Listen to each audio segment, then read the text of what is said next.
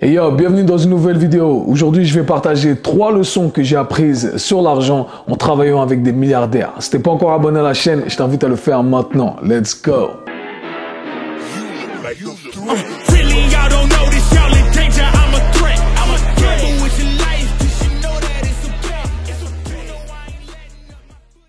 Ok les gars, bienvenue dans une nouvelle vidéo. Aujourd'hui, on va parler argent. Alors je sais, ça sort un peu du domaine du sport, mais ça fait partie de ma personne. Je suis un entrepreneur, j'aime parler business, j'aime parler développement personnel, j'aime parler lifestyle. Donc toutes ces choses-là, ça fait partie de ma personne et j'aime bien en parler et j'espère que ça va pouvoir intéresser certains d'entre vous.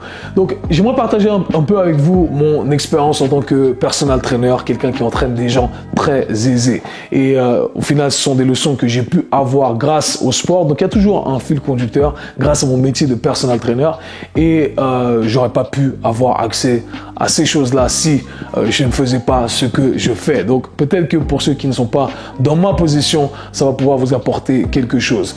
J'aimerais donc partager quelques leçons que j'ai apprises sur l'argent, des leçons de vie de manière générale, parce que je pourrais développer un peu plus sur ce que j'ai appris sur l'argent en travaillant avec ces gens-là, mais plutôt des leçons de vie et ma perception sur ce qu'est l'argent, ce qu'est la richesse en gros. Donc on va discuter de ça dans cette vidéo. Donc comme j'ai dit, je suis personal trainer et j'entraîne des clients avec qui je travaille depuis des années. Ça fait des années que je travaille avec cette clientèle et voilà, jusqu'à ce que YouTube ça marche et que j'explose sur YouTube. Je vais continuer à entraîner des gens en face à face. Non, je rigole, mais on ne sait jamais. Mais pour l'instant, je kiffe toujours entraîner ces gens en face à face et quand on travaille avec des clients depuis des années, eh bien on développe une certaine relation et on devient des amis. On se permet de poser des questions, ils prennent soin de nous, etc., etc. Et du coup, moi, j'ai de la chance de travailler. J'ai de la chance. Je travaille principalement avec une clientèle qui est très aisée. Pour être transparent, 90% à 90% de mes clients sont multimillionnaires et j'ai des clients qui sont également milliardaires. Et j'ai appris énormément de choses en côtoyant ce genre de personnes. Et c'est un truc dont on ne parle pas assez dans l'industrie du fitness. Si vous êtes personal trainer, eh bien, vous avez l'occasion de côtoyer ces gens-là. Alors que si vous n'étiez pas dans ce contexte-là, eh bien, jamais vous n'auriez eu l'occasion de vous asseoir auprès de ces gens-là, tout simplement parce que on n'est pas dans le même, on n'a pas le même statut social. Donc, c'est vrai que c'est un luxe pour moi de pouvoir être avec ces gens-là, leur poser des questions, apprendre de ce qu'ils font. Et donc, comme je disais, je travaille avec des gens qui sont multimillionnaires et des gens qui sont milliardaires. Alors, autant vous dire que il y a un fossé énorme entre les milliardaires et les millionnaires. Millionnaires, il y a plusieurs catégories, bien entendu. Si vous connaissez peut-être des gens qui ont 1 à 10 millions. Après 10 millions, ça devient un peu plus compliqué. On passe dans une autre catégorie sociale. Mais même là, c'est à des années-lumière d'un milliardaire. Et je me rappelle la première fois que j'ai travaillé avec mon client milliardaire, je me suis dit, waouh, c'est un truc de ouf, en fait. C'est une autre planète. C'est une autre planète. Et donc, pourquoi j'aimerais vous partager les leçons. Je vais essayer d'organiser mon processus de pensée ici. La première leçon que j'en ai tirée en travaillant avec ces gens, des clients à moi qui pèsent des centaines de millions et ces clients qui sont milliardaires, c'est qu'au final, ces gens-là travaillent plus que tout le monde. Et ça, c'est la leçon numéro 1. Et c'était un peu un choc pour moi parce que je me dis, attends, quand tu arrives à ce niveau de fortune, à cette richesse-là, tu n'as plus besoin de travailler. Littéralement, ces gens-là pourraient gaspiller, enfin, ils pourraient même pas gaspiller tout l'argent qu'ils ont, même s'ils cherchaient des façons innovantes de gaspiller tous les jours un maximum d'argent. C'est impossible. Pendant les 20-30 prochaines années qu'il leur reste à vivre, plus j'espère, hein, eh bien, ils pourraient pas gaspiller leur argent. Mais ils s'arrêtent jamais. Ils travaillent comme des oufs. Et ça, franchement, je me suis pris une claque. Parce que je me suis dit, attends, les gars, ils pourraient se reposer un peu, ils pourraient relâcher un peu la pression. Mais non, en fait, c'est un engrenage où à chaque fois, tu as plus d'argent et tu as plus de responsabilités. Ta société, enfin, tes biens prennent plus d'ampleur et au final, tu t'arrêtes jamais. Et ces gens-là travaillent comme des oufs. Et plus ils sont riches, plus ils ont du travail. Donc, ça vient bien entendu avec des sacrifices, c'est-à-dire qu'ils ne voient pas forcément leur famille. Ils se lèvent tous les matins, ils ont leur routine, mais super tôt, et ils travaillent, ils ont des appels, des meetings, etc. Et au final, c'est pas très fun. Donc, ça m'a permis de relativiser un peu sur l'argent et me dire, ok, est-ce que vraiment est-ce que j'ai besoin d'avoir autant d'argent dans ma vie? Franchement, j'en ai pas autant besoin. Donc ça, c'est la leçon, la première leçon que j'en ai tirée, c'est qu'au final, plus on a d'argent, plus on travaille. Et on a cette idée, ceux qui sont dans une catégorie sociale un peu moins élevée, eh bien, on pense que dès qu'on a de l'argent, c'est bon, on peut relaxer un petit peu. Alors que non, pas du tout, pas du tout, pas du tout. Donc ça, belle leçon. Et je me dis tout le temps que ces gens-là, ils sont arrivés à leur niveau en travaillant comme ça, en ayant cette éthique de travail. Ils sacrifient plus que les autres, ils travaillent plus dur que les autres. Et au final, ça me réconforte juste dans l'idée qu'il n'y a pas de secret. Ceux qui arrivent à avoir des trucs, c'est juste qu'ils travaillent plus dur. Et c'est que les gens médiocres qui se disent « Ah, c'est parce qu'ils ont de la chance, etc. » Moi, je vous dis non. Moi, je suis avec eux tous les jours. Ils travaillent plus dur que tout le monde et c'est pour ça qu'ils ont plus d'argent. Deuxième leçon que j'ai apprise en travaillant avec ces gens-là. Donc, comme je l'ai dit, en fait, il y a différents types de richesse.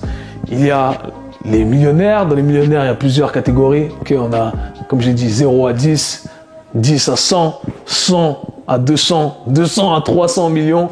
Et on a les milliardaires. Et comme je l'ai dit, ce sont des années-lumière qui séparent les milliardaires et les millionnaires.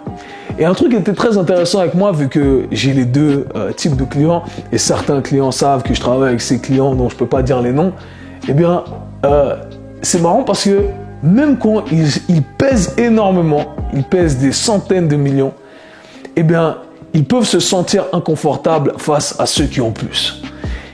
Et ils ont ce sentiment du pauvre face à celui qui a plus.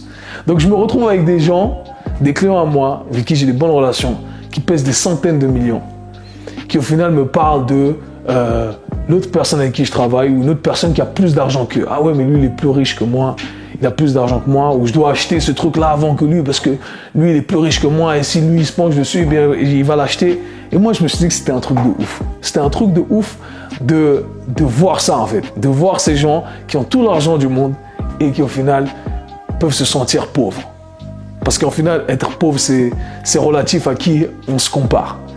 Et quand on voit ces gens qui pèsent des millions, qui se comparent à des gens qui pèsent des milliards et qui se sentent pauvres, c'est un délire. C'est un délire, franchement.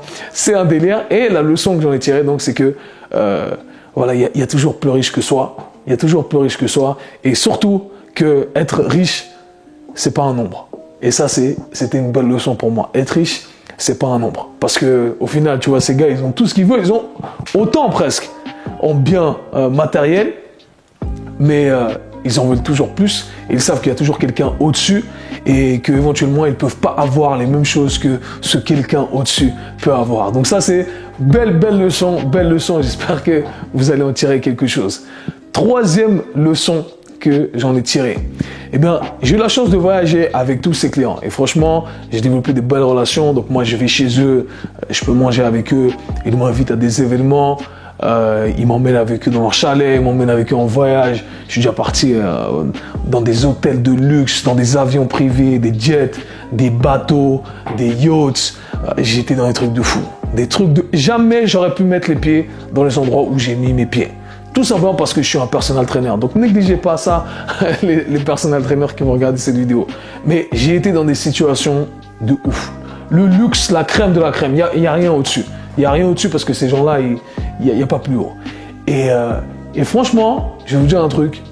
Ça m'a permis de relativiser sur ce sur quoi je portais de l'importance en tant que bien matériel. Au final, quand je suis assis dans une belle voiture, qui vaut, allez, on va dire 60K, une belle Audi. On va dire une belle Audi qui vaut 60K, 70K. Eh bien, franchement, je suis autant confortable que quand je suis dans une Bentley. Okay? Pour moi, ça ne change pas grand-chose. Au final. C'est-à-dire que pour la différence de prix qu'il y a, ça ne m'apporte pas beaucoup plus de confort. Entre voyager dans un jet privé et voyager dans un avion en business, ça ne me change pas grand-chose. Ou économie plus, voilà. Pas économie plus, mais je crois qu'il y a business et après il y a première classe. Mais anyhow, pour vous dire que ça ne change pas grand-chose. Il y a une différence de prix qui est énorme, mais la satisfaction personnelle que ça m'apporte, pas grand-chose. Le fait d'être dans une maison qui est une maison de luxe, qui ressemble à un hôtel, et une belle maison qui est cosy, qui est confortable, qui est belle, qui est plus petite et qui vaut sûrement 1/5 du prix, et bien franchement, la satisfaction, ça m'apporte pas grand-chose en plus. Donc, en gros, ça m'a permis de relativiser sur les avoirs matériels, anyhow, vous m'avez compris. Et c'est vrai, de combien on a besoin en fait? De combien on a besoin pour se sentir bien? Et selon moi, on n'a pas besoin d'autant que ce qu'on croit. Et ça, c'était une belle leçon aussi pour moi, me dire, ok, au final, est-ce que j'ai besoin de tout ça? Et comme je l'ai dit, j'en reviens à mon histoire, la vidéo que j'ai publiée l'autre jour, mon vélo, moi j'ai mon vélo, j'y tiens. Et je pourrais avoir beaucoup plus, hein, je pourrais avoir énormément. J'ai monté les rangs de la hiérarchie sociale, mais j'ai toujours les mêmes choses que ce que j'avais auparavant. Et je me sens toujours aussi bien. Et comme j'ai dit, j'ai eu la chance d'expérimenter. Souvent, on rêve des autres choses qu'on ne peut pas atteindre. Moi, je suis là, je suis dedans. Je suis en plein dedans tous les jours. Tous les jours. Et franchement, ça ne me fait pas plus rêver que ça. Donc voilà, petite leçon pour vous. J'espère que ça va vous permettre de relativiser sur l'argent. Et j'ai une question à vous poser. Je l'ai posée sur Instagram la dernière fois également. Pour vous, qu'est-ce que c'est qu'être riche? Alors, je ne parle pas de richesse spirituelle, etc. Parce que je sais qu'il y en a qui vont divaguer là-dessus. Je parle vraiment de quelque chose de quantifiable. Pour vous, laissez ça dans les commentaires. Qu'est-ce que c'est qu'être riche? Ou quelle est la valeur que vous attribuez à ce terme riche? Je serais curieux de savoir. Et dites-moi pourquoi. Pourquoi, je sais pas, 1 million? Ouais, 1 million parce que je sais que j'ai un salaire tous les mois de ça pendant 30 ans, je sais pas. Mais laissez ça dans les commentaires, voilà, cette petite vidéo que je voulais partager avec vous. Et si vous kiffez un peu ce format où je parle business, développement personnel, également sur YouTube, faites-le moi savoir, je ferai plus de vidéos comme ça. Donc voilà les amis, on se retrouve très bientôt pour une prochaine vidéo. Peace.